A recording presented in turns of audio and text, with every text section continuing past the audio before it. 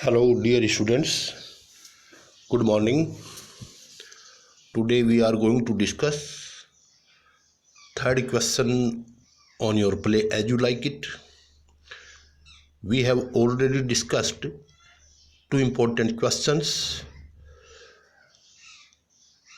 As You Like It as a romantic comedy and a character sketch of Rosalind. So this one is the third question and the last question also.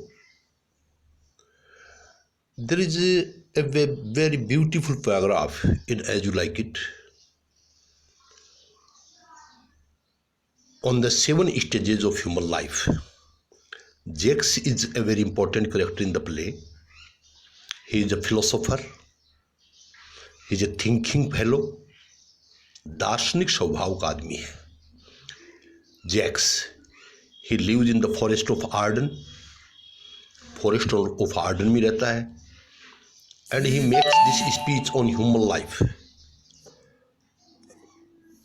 मानवीय जीवन को 7 stages में बांटता है, 7 चरणों में. कि there are 7 stages of a man's life on the earth. तो उस पर ये क्वेश्चन है. He says that this world is like a stage. एक रंगमंच है जीवन. Human life is just like a drama. मानवीय जीवन नाटक है. Man and women are actors and actresses. जो रोल दिया है उसको प्ले करते हैं और फिर प्रस्थान करके इस दुनिया से चले जाते हैं. तो इस पे एक क्वेश्चन है ऐसे टाइप. मैं सारे क्वेश्चन को पढ़ रहा हूँ, रीड आउट कर रहा हूँ. I will explain the important lines and the important words. If you have any problem in the writing, in the language of the question, you may get help from this video.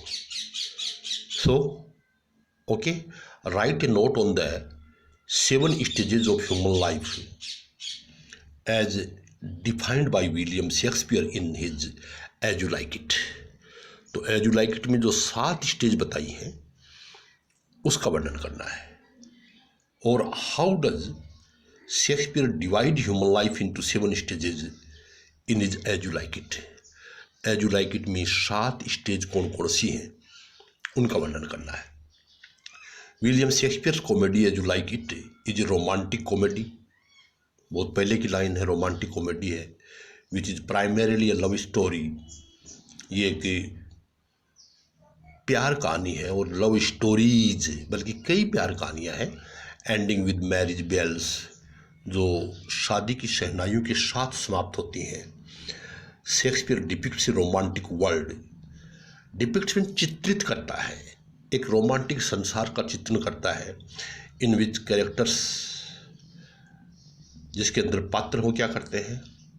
Character have nothing to do with the business. पात्रों को काम से कोई लेना देना नहीं है. And they live for love only. वो केवल प्यार के लिए जीते हैं. ये उसकी मूल कहानी है.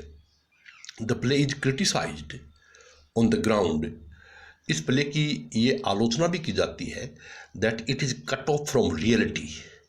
कि रियलिटी, यथार्थ, कि इस नाटक में यथार्थ कुछ भी नहीं है, ये रियलिटी से कटा हुआ है.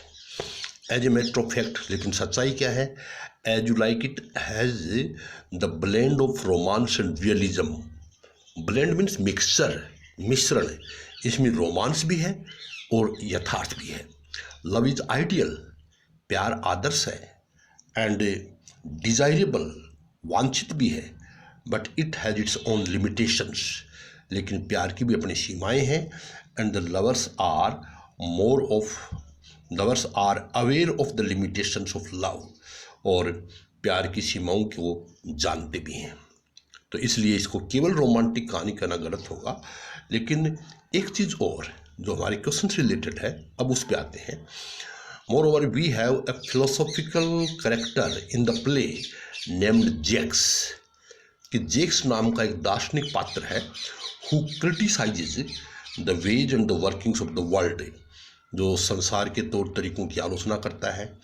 Jaques makes a very profound speech, profound गहरा, एक बहुत ही गहरा भाषण देता है on human life on this earth in act second scene third of as you like it. तो एज यू लाइक इट के सेकंड एक्ट में, थर्ड सीन में ये बहुत बड़ा स्पीच देता है। All the important characters of the play assemble in the forest of Arden, सबके सब असेंबल, एकत्रित हो गए हैं फॉरेस्ट ऑफ आर्डन में। The duke senior and Jaques are in forest, ये दोनों ही फॉरेस्ट में हैं। मीन वाइल ओरलैंडो अपीयर्स, इसी बीच ओरलैंडो आता है and describes his miserable condition, अपनी दयनीय स्थिति का वर्णन करता है कि मैं भूखा हूँ, मेरा नौकर भूखा है। The Duke says that the world is full of sufferers, Duke कहता है कि संसार में पीड़ित लोग बहुत ज़्यादा हैं। देन जेक्स डिफाइंस ह्यूमन लाइफ दस, और फिर जेक्स जो है, क्योंकि जेक्स तो फिलोसॉफिकल माइंड का आदमी है, वो क्या कहता है, मानवीय जीवन को यूं परिभाषित करता है, all the world is a stage, बहुत इंपॉर्टेंट लाइन्स है कि सारा संसार ही एक स्टेज है, and all the man and women merely players, players का मतलब यहाँ एक्टर्स से है कि all human beings are actors only, all human beings play their parts, अपना अपना रोल अदा करते हैं ऑन दिस स्टेज, इस संसार रूपी स्टेज पर, and then they depart from the stage, और फिर वो इस स्टेज को अलविदा कर जाते हैं यानी मर जाते हैं। Jaques divides human life into 7 stages, मानवीय जीवन को 7 स्टेजेज में बांटता है। हिज एक्ट्स बीइंग 7 एजेज, तो वो कहता है कि ये आपको जिस इन्वर्टेड कोमा में मैंने जो चीज़ लिखी है, आपको एज सच लिखना है, उसको इन्वर्टेड कोमा में रखी जानी है, सो दैट, देखो इन्वर्टेड कोमा में हम कोई चीज़ कब रखते हैं, when we quote the exact words of a poem और ऑफ अ ड्रामा, ड्रामा या पोइम के या किसी व्यक्ति के वर्ड्स को हम एज सच लिखते हैं, बिल्कुल जैसा दिया हुआ है, तो फिर हम इसको इन्वर्टेड कोमा में लिखते हैं। दीज 7 स्टेजेज आर 10, ये 7 स्टेजेज ये हैं। पहली क्या है, इन्फेंसी, शैशव काल, और शैशव काल के बारे में क्या कहता है, एन इन्फेंट इज बॉर्न, पैदा होता है, and it is brought in the arms of the nurse, और वह नर्स की बाहों में पलता है। इट क्राइज, चिल्लाता है, वोमिट्स, वोमिट्स उल्टी कर देता है, क्या कर देता है, in the arms of the nurse. तो ये इन्फेंसी की स्टेज है। और दूसरी स्टेज क्या आती है, स्कूल टाइम, वह स्कूल जाने का समय होता है, और कैसा कितना सुंदर वर्णन किया देखिएगा। The second stage is the stage of schooling, ये पढ़ने की अवस्था है। The boy carries his school bag, अपना स्कूल बैग थैला लाद करके ले जाता है, and goes to his school unwillingly, unwillingly अनिच्छा से स्कूल जाता है, और उसका face, his face is bright, बच्चा होता है इसलिए चेहरा बिल्कुल चमकीला होता है। और थर्ड स्टेज में फिर आकर के वो लवर बन जाता है।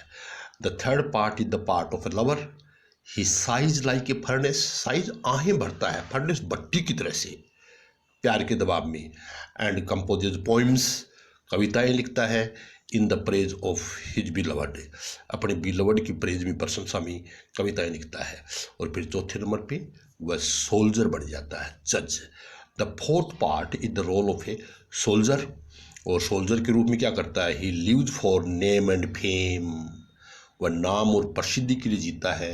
ही हैज़ बियर्ड्स, दाढ़ी रख लेता है, एंड इज क्विक इन क्वार्ल्स, झगड़े के लिए तैयार रहता है। तो this one is the fourth stage. तो पहली स्टेज क्या थी, infancy, second one is school time, third one is lover, fourth one is soldier, and then the fifth one is जज।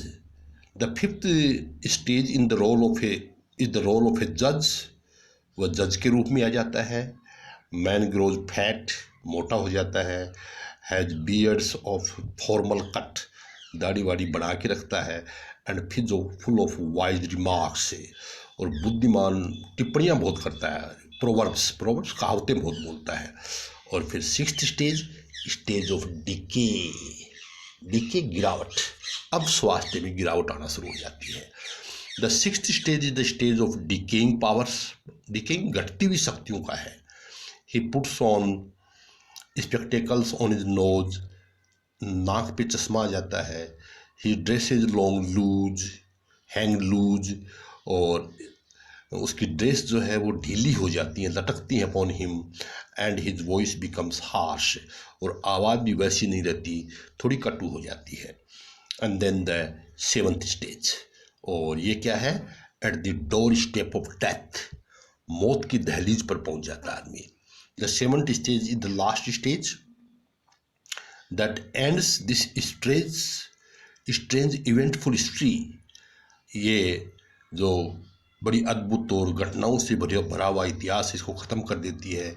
The old age the repetition of childhood, और बिल्कुल बच्चे की तरह से हो जाता है बूढ़ा आदमी भी। ये बचपन की पुनरावृत्ति है, उसकी तरह से बात बात पे रूठना, नाराज़ होना है, कंट्रोल नहीं रहता बॉडी पर, वो सब चीज़ें हो जाती हैं। तो क्या करता है, मैन फॉरगेट्स एवरीथिंग, सब कुछ चीज़ें भूल जाता है। He is sense teeth, sense means without, दांत नहीं रहते। सेंस आइज, दिखता नहीं। सेंस टेस्ट, उसे किसी चीज़ में स्वाद नहीं आता। एंड सेंस एवरीथिंग, सब चीज़ें अंत में जो है वह काम करना बंद कर देती हैं। The Shakespeare beautiful defines the journey of human life from birth to death. तो ये जन्म से मौत तक की कहानी है, और शेक्सपियर ने बड़ी सुंदरता से इसका वर्णन किया है। द डिवीजन इज प्रेज वर्दी एंड पिक्टोरियल, और जो डिवीज़न है वो बड़ा प्रशंसनीय भी है और चित्रात्मक भी है। So this is an essay type question. This one is the third question on As You Like It.